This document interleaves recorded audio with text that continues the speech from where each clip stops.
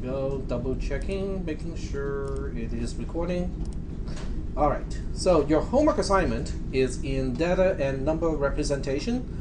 It is all the way at the bottom. It is 4-bit carry look ahead adder, okay? Because carry look ahead is the technique, but it is going to be a 4-bit adder. So the interface to this particular adder is going to consist of the following. You will need one 4-bit input pin for the first number, one 4-bit input pin for the second number, one 1-bit input pin for carry in, which we know as C0, one 4-bit output pin for the sum, one 1-bit output pin for the overall carry, which is C4 in our equations. All the input pins and output pins should not have 3-state enabled, because that's just adding some unnecessary steps to test your program. In this program, you will need a splitter, which looks like this, to split the individual bits of a multi-bit input pin, and use the same thing, a splitter, but this time functioning as a merger to merge multiple output 1-bit wires into a multi-bit wire, and then the multi-bit wire can then connect to a multi-bit output pin. You have to compute the GIs and the PIs, but those can be done with using just AND and OR gates. You can also use multi-bit AND gates and multi-bit OR gates, okay, which I can show you how to do that. And that's your choice. Each carry look ahead has its own equation, and this is where the complexity comes in, because you can reuse some of the results from the previous one, but you want to avoid doing that because it will then, well, I guess you can use part of it, but not the entire thing, because the whole point is you want to avoid propagational delay. If your schematic gets a little messy, you can use the tunnel construct to simplify. Tunnels with the same label, same name, are considered the same electrical node, so basically they're all connected to exactly the same point, even though the tunnels may appear at different places in your schematic. Like wires and gates, a tunnel can also represent multiple bits, so you can specify the number of bits represented by a tunnel. Alright, so these are the requirements, and now we are on to LogicSim. So the first thing you need to know is, how do I get a multi-bit input pin? Because we have 3 input pins. 2 of these are multi-bit. So I would label this one X and change it to a 4-bit input pin. There you go. That's how you do it.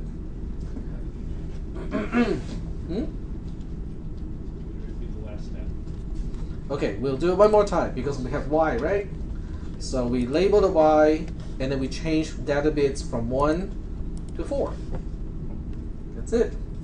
And then the last one is C in, okay, which is C0 in the equations. Okay?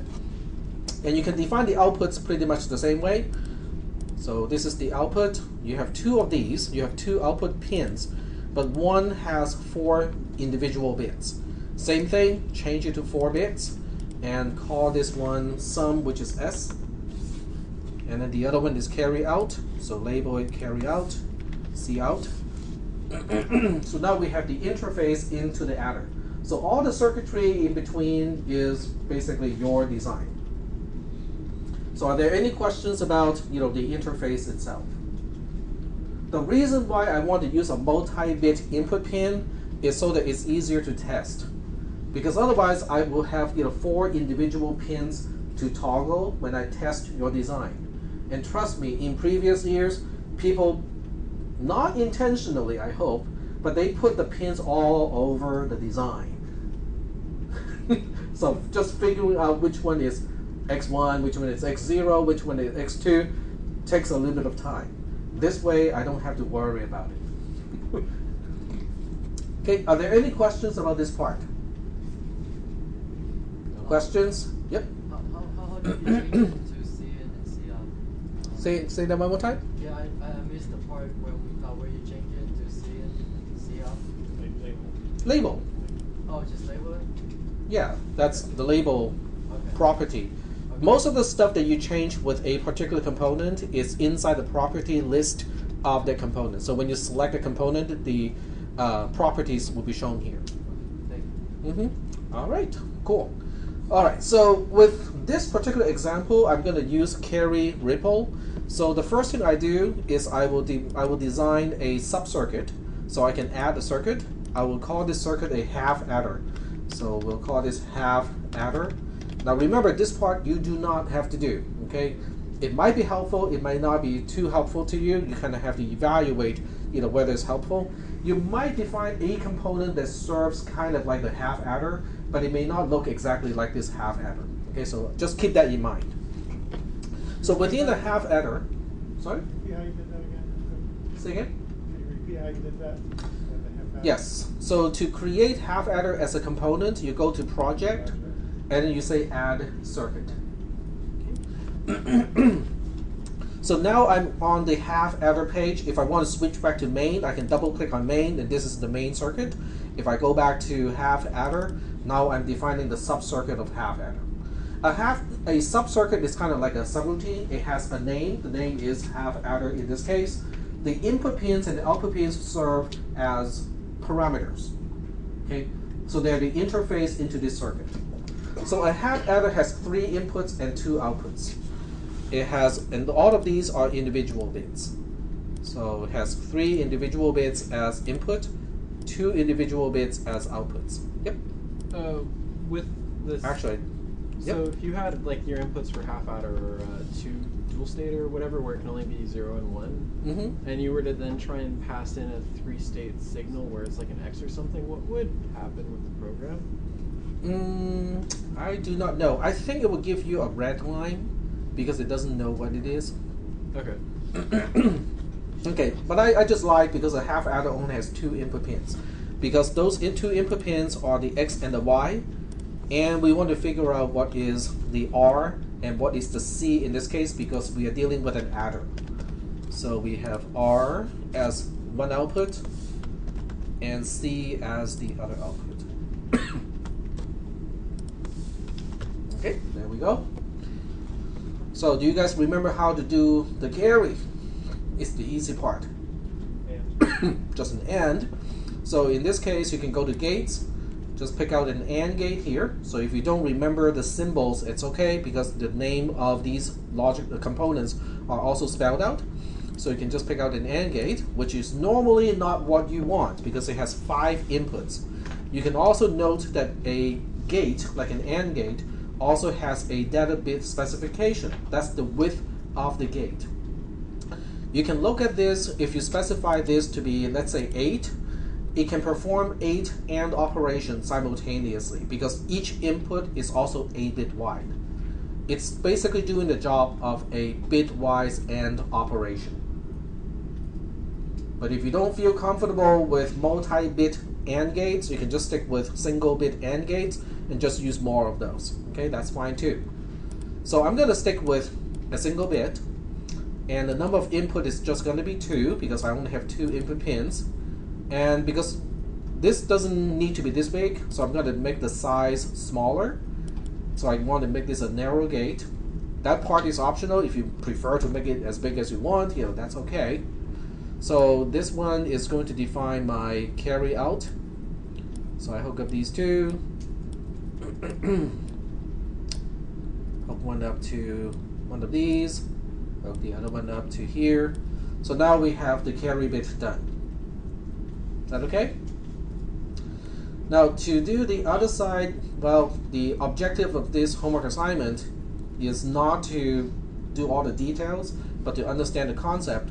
So in this case, I can use an exclusive OR gate, which is the same thing as the other one.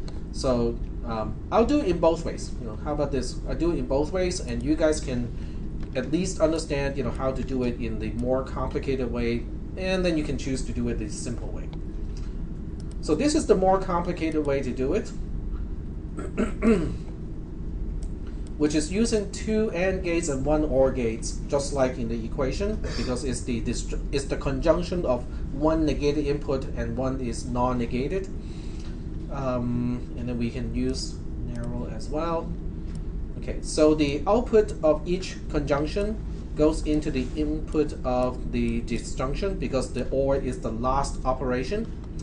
And then with this one, you don't need the OR AND gate.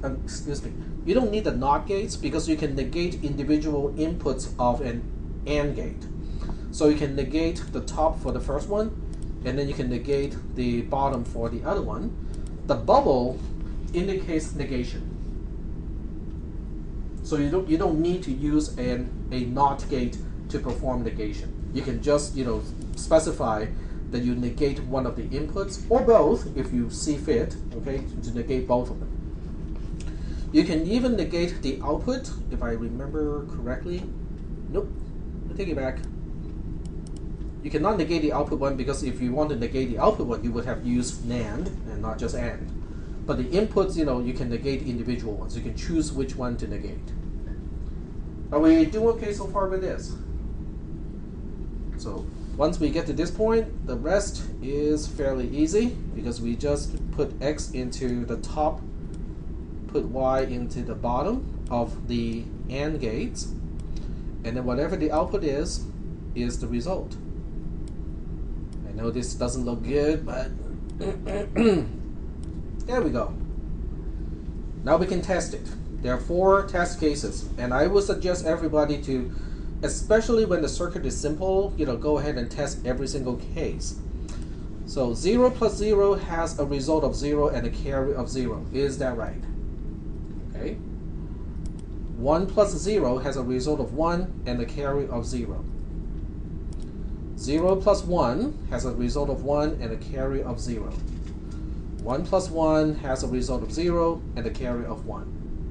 So we have just tested all the possible inputs into this circuit. They're all correct. So now we are ready to move on. But I want to mention from a little bit earlier, you can also use the exclusive OR gate in place of this entire circuit here. So what I'll do is I'm going to highlight this portion and just say, well, we can do it with one single gate. So I'm going to simplify the logic here, simplify the diagram by using an exclusive OR gate. And once again, turn it into the narrow format, 2 inputs. Do not specify more inputs than you need because you don't want to leave any inputs unconnected. Because the input pins are what we call high impedance pins, which basically means that they are antennae. Okay? There's no one specifying whether it is supposed to be a high value or a low value, electrically speaking. So what is the gate going to interpret that unspecified pin? What do you think? Can be low, can be high. It all depends on interference. Because any wire that is not connected to a source that is driving it either to a high or low voltage is an antenna. An antenna will just pick up radio, electromagnetic radiation, and that will induce a current onto that wire. And that in return can be interpreted as a 0 or 1, which basically means your circuitry will work sometimes and not work sometimes. Somebody turns on the microwave and then your circuitry goes haywire.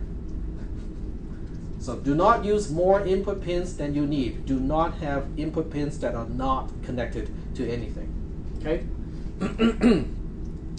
So in this case, I have everything connected because that's the circuit. So I double check, make sure that this still behaves exactly the same way, just like before. So you can use a single exclusive OR gate to replace those 3 gates. Are we okay so far with this? Okay. In a ripple carry ripple adder, a half adder is used like many times. So I'm going to turn this into its own circuitry. To turn this into its own circuitry, there's one more step involved. You right click on the sub-circuit that you're designing and you edit the circuit appearance. Just like that.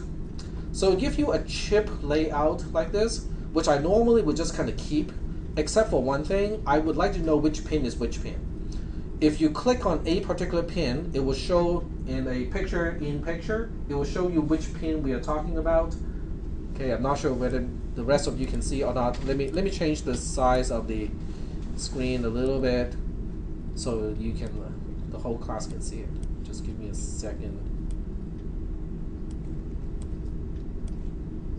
I guess that's too much. There we go. So when you click on a particular pin, okay, that's, we still need to make it.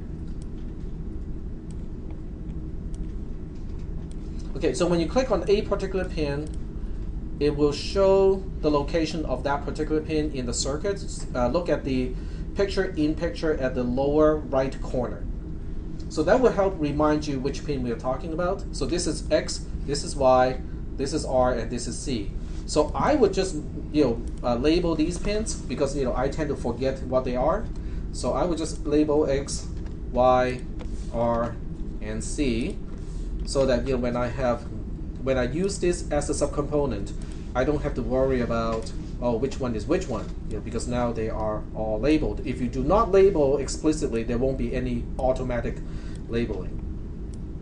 This is not required in your homework assignment. Okay, it's just for documentation purposes. I prefer it this way. Is that okay?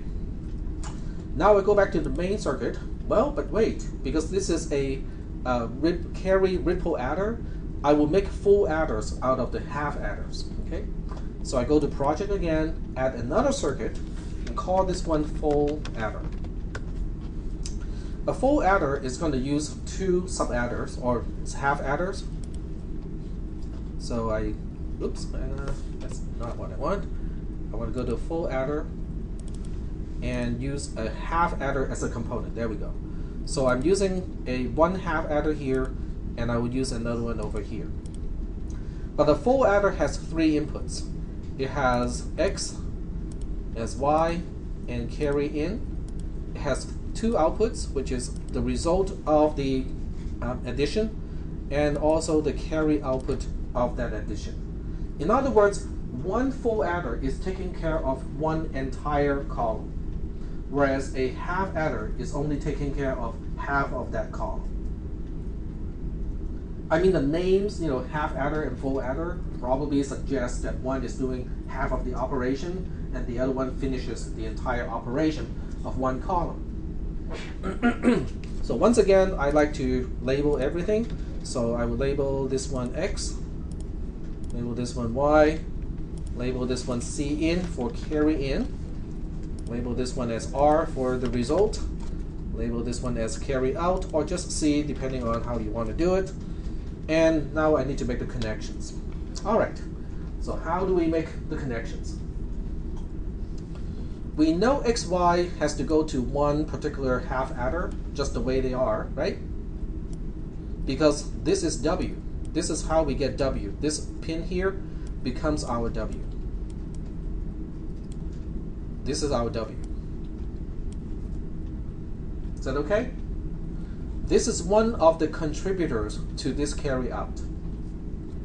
So what do we feed into the second adder?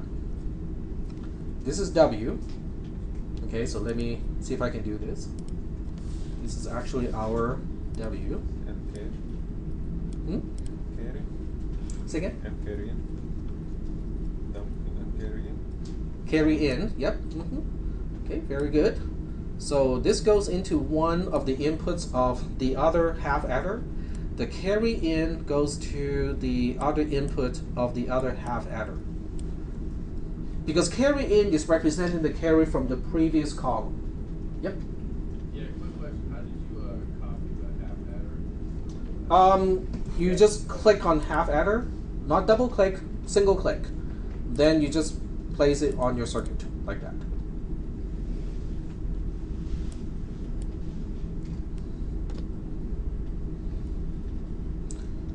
Okay, so we got some terminals that are not connected.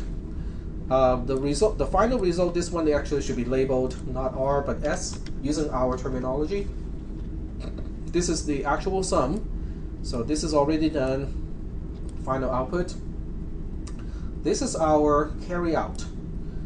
How do we compute our carry out from the 2 carry flags from the half adders? This one is representing the carry of adding X and Y, which are the input bits. This one is representing adding W, with the carry from the previous column. So how do we come up with the actual carry out of this column, which is representing the carry going to the next column? In other words, if all of these are xi, yi, and ci, this is ci plus 1. So how do we combine these two carries into ci plus 1? Just an OR gate, yep. Attach an OR gate or these two outputs, and we have carry out. Very good. So let's go ahead and pick out a OR gate and make it. Actually, I think this one is okay. I'm just curious. Is this or okay? I was hoping that this is going to be a simple 2-input narrow OR gate, but nope, that's not the case. There we go. So we have a single OR gate here. The output of the OR gate is carry out. Okay, we can move this over here. One of the inputs into this OR gate is the carry of adding the carry in and the W, and the other one is the carry of adding X and Y. There we go. Now we have a full adder. We have to double check, make sure this is right. 0 plus 0 with a carry in of 0 has a 0 as sum, the final output, and the carry of 0 to the next column. Sounds good to me. If any one of these is a 1, the result, the sum is a 1, and there's no carry. Okay, sounds good. If at least 2 of these is a 1, then we have a carry of 1. Okay, carry of 1, carry of 1, and carry of 1. The only time you will have a carry of 1 and also a sum of 1 is when they are all 1s. So it seems to work for all, all the input cases. Are there any questions about this particular subcircuit?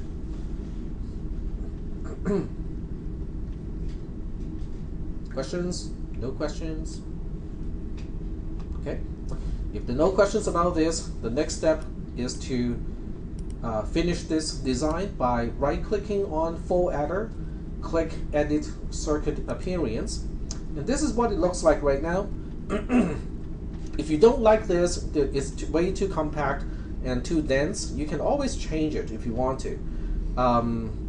All I need to do is to figure out which one is X, Y, and carry in,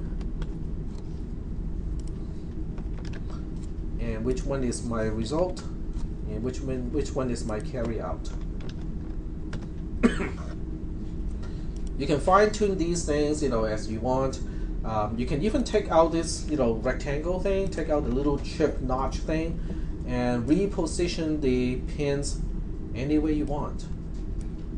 So this part is entirely up to you, especially for those of you who are more artistic. Then you can spend more time to do things that may not contribute to your grade. But nonetheless, satisfying. So that's the whole point. If it makes you happy and it doesn't affect your grade in a negative way, why not? But personally, I do this for functional purposes because I just do not like things that are bunched up too much. So now I can draw the rectangle again, okay, just by connecting straight lines.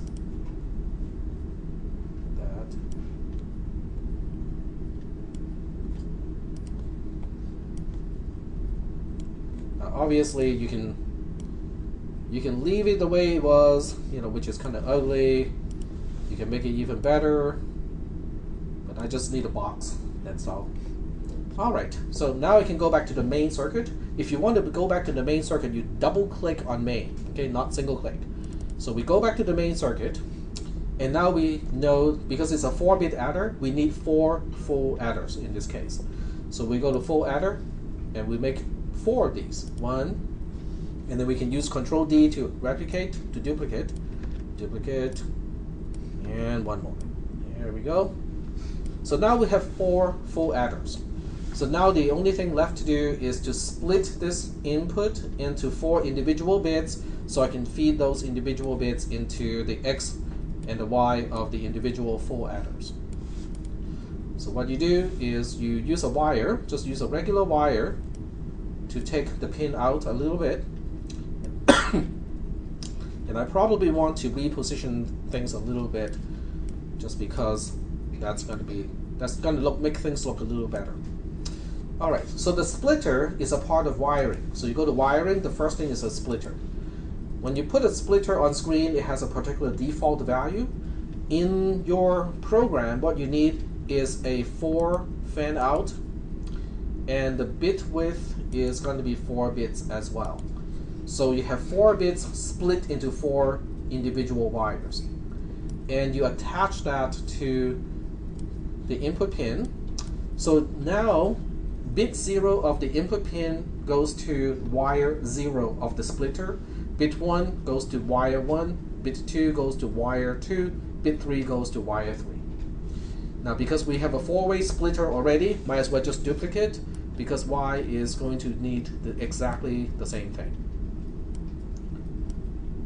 There we go. Now if you want to double check and make sure that bit 0 is in fact the least significant bit, or wire 0 is representing the least significant bit, you can just change the values. Because you can see the the green line turns from dark green, which is representing 0, to light green, which is representing 1. So this is how you can double check and make sure that things are in the right direction before you commit to the design. All right, so once we have this, the rest is fairly easy because each pin goes to one particular adder. So now the structure of this adder is not going to be in your adder. Your adder will have some kind of structure, but it's not going to look like this.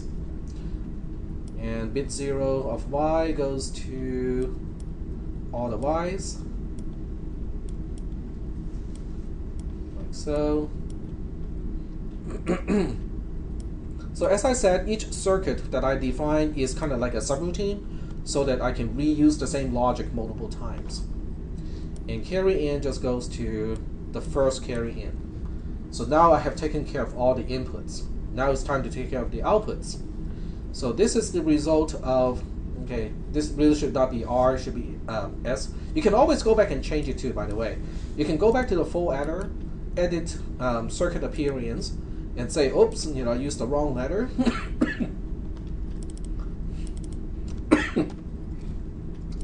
And instead of R, this is supposed to be sum, so it should be an S.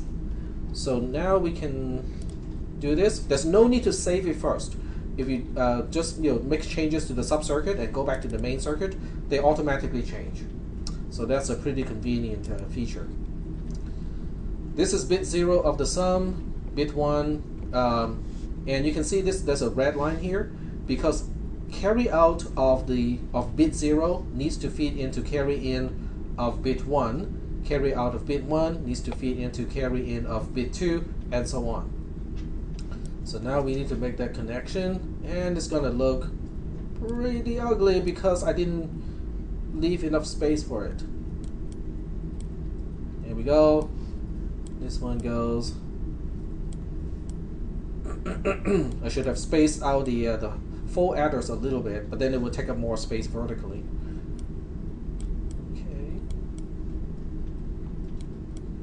So this is the last one, which is our carry out. So that's a pretty easy one. Let's just hook it up to carry out. These guys are the individual bits of the sum, so you have to merge them. Well, the good thing is we already have a splitter that is a 1 to 4 split.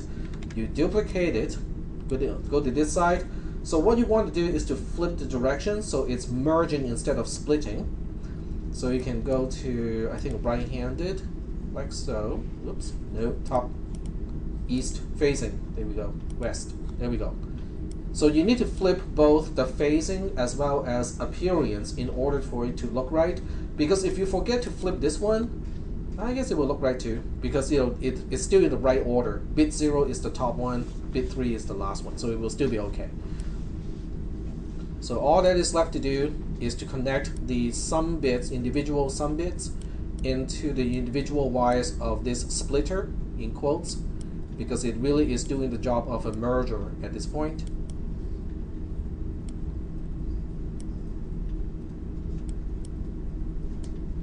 And then connect the output of the merger, which is now a 4-bit wire, into the output pin. Now we have a 4-bit adder using carry ripple. Okay, time to test it. Okay, so let's go ahead and pick two numbers to add. 101, which is 5, plus 11, which is 3. It is supposed to be 8. That's 8. So it works out okay. 111 is 7, and well, I guess this one is an easy one. Let's pick something harder. Okay, 110 is 6, 11 is 3, 6 plus 3 is 9, 1001 is 8 plus 1, which is 9. So the circuit does work. Is that okay? So your design is going to be a little bit different because you have to use carry look ahead. So the first thing you need to do, whether you want to split it first before you feed it into the AND and the OR gates in order to get the G and the P and W, it's up to you, okay? Because you can use multi-bit gates to make that design a little bit simpler. It looks cleaner, okay? But if you don't want to deal with that, you want to use individual bit gates, that's fine too. Are there any questions about that part? Yep. What did you say the last part when you were connecting them? You said one last thing. When you're connecting it to the You mean merging? You mean this part here? yeah, what are you doing with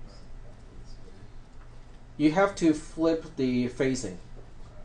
So when you look at the phasing between these splitters, which is facing east, and this particular merger, it is facing west. Does it matter?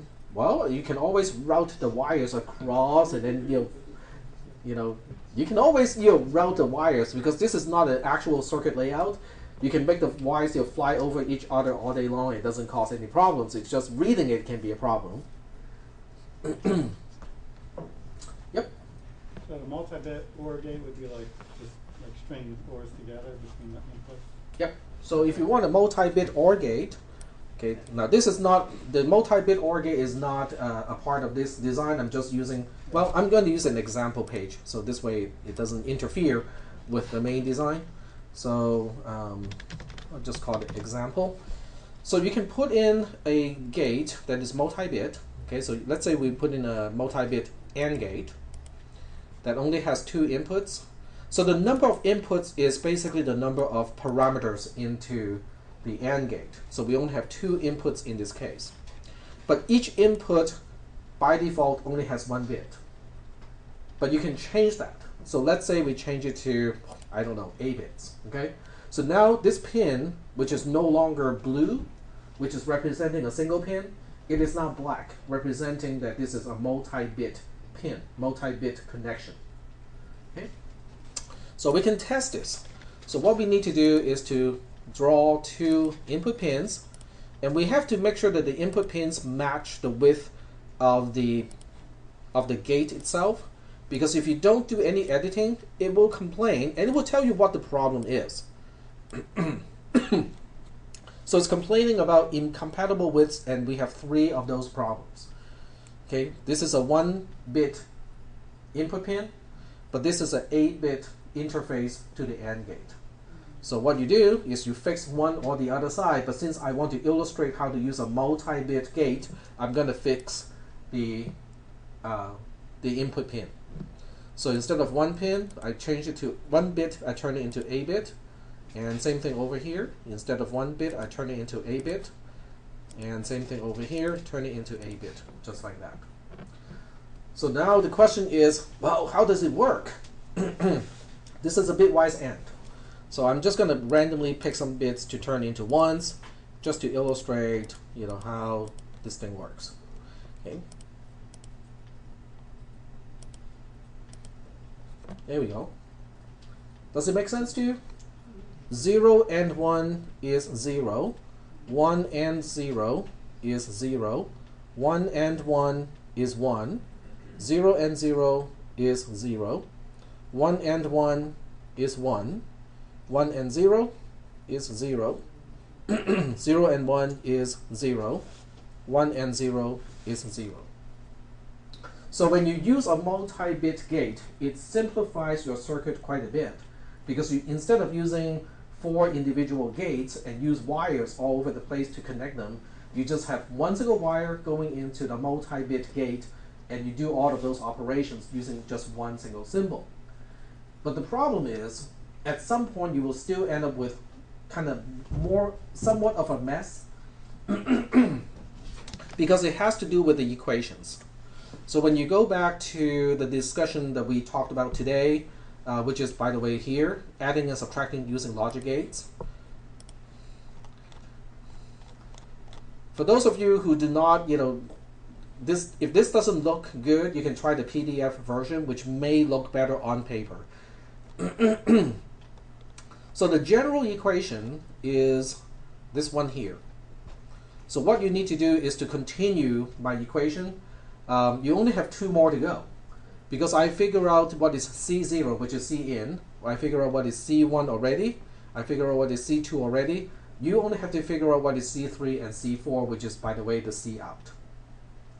And so you have to look at these, and at some point you will still have to split the output of the gates into individual bits, because that's what you need in order to do this computation.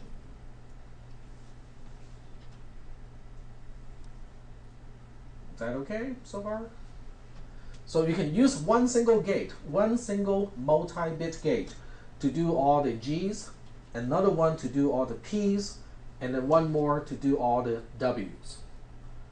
Okay?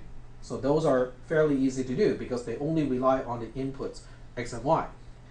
Once you have those, the carry bits gets a little bit harder to deal with because the carry bits are individual. C1 is not the same thing as C2, C2 is not the same as C3, and you don't want to feed C1 into C2 because that's the whole idea of avoiding the ripple effect. So you don't want to, say C2 is blah, blah, blah, blah, blah, blah, plus C1. Okay, that would not be good because then we get back to a ripple adder. So you want to make sure that these equations only rely on the G terms, the P terms, and C0 or C in the circuitry. Is that okay so far? I mean, are there any questions? Okay. The rest of this slide, okay, there's a little bit more.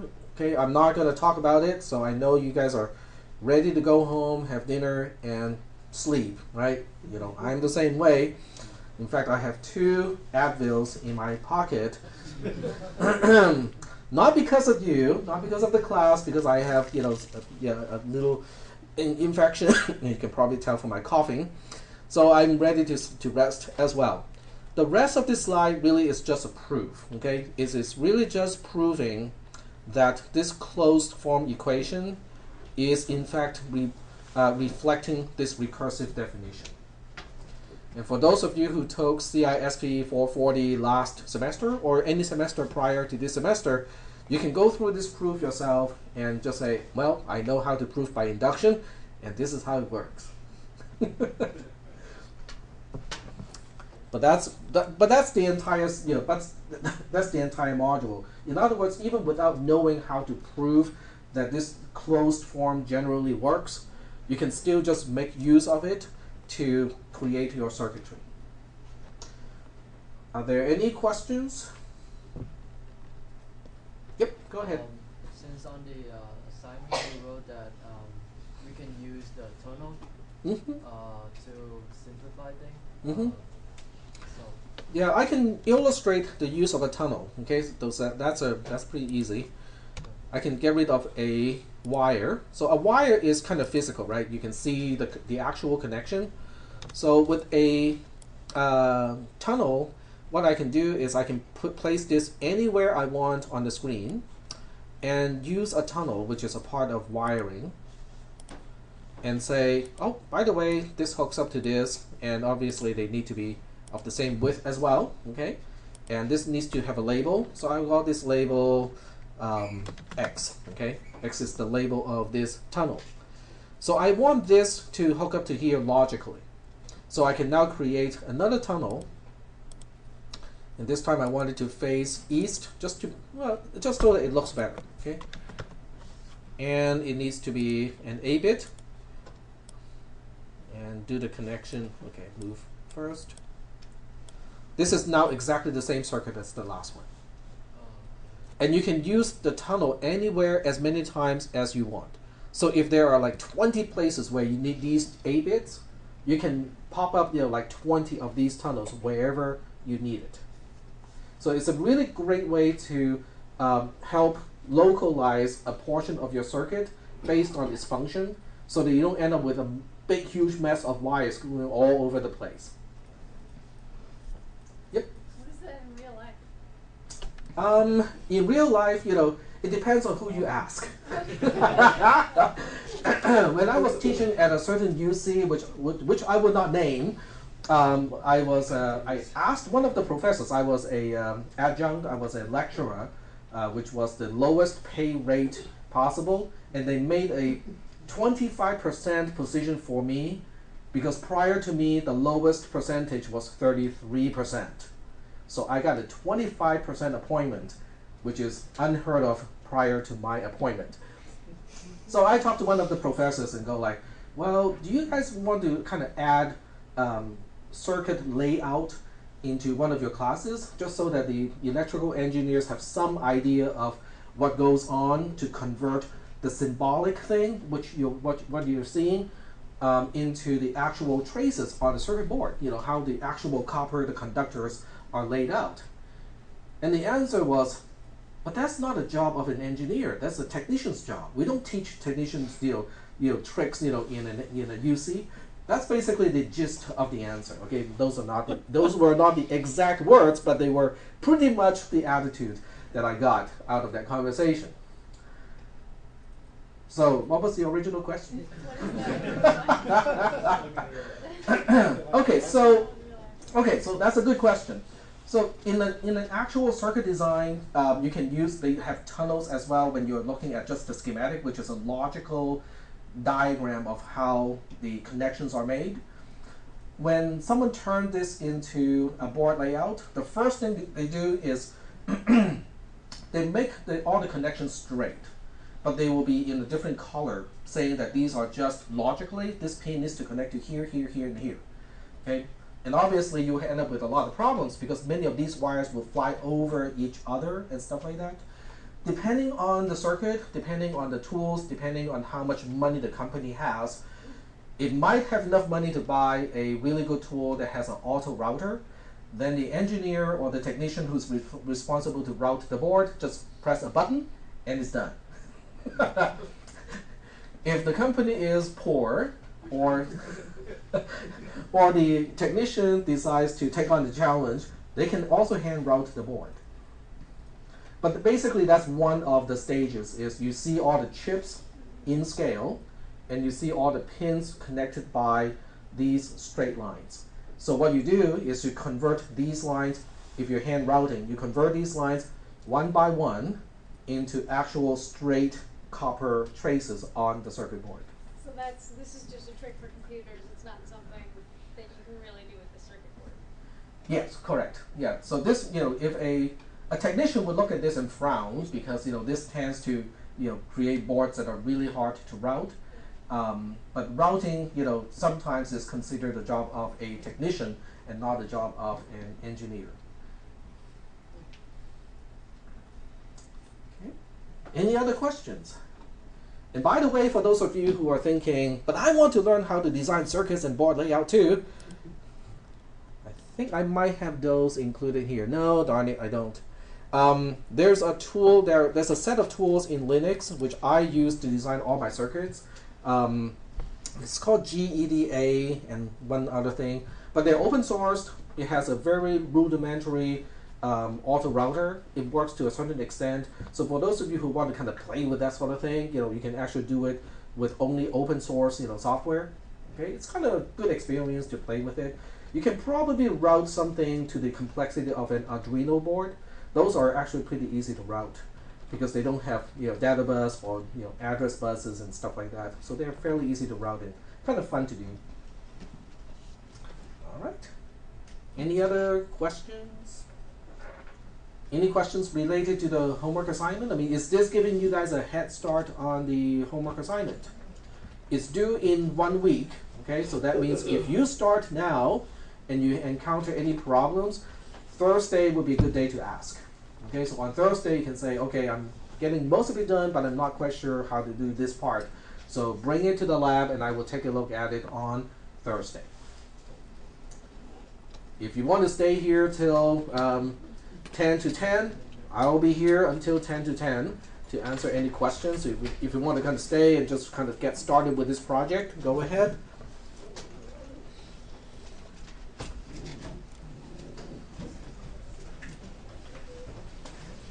And making sure the recorder was on.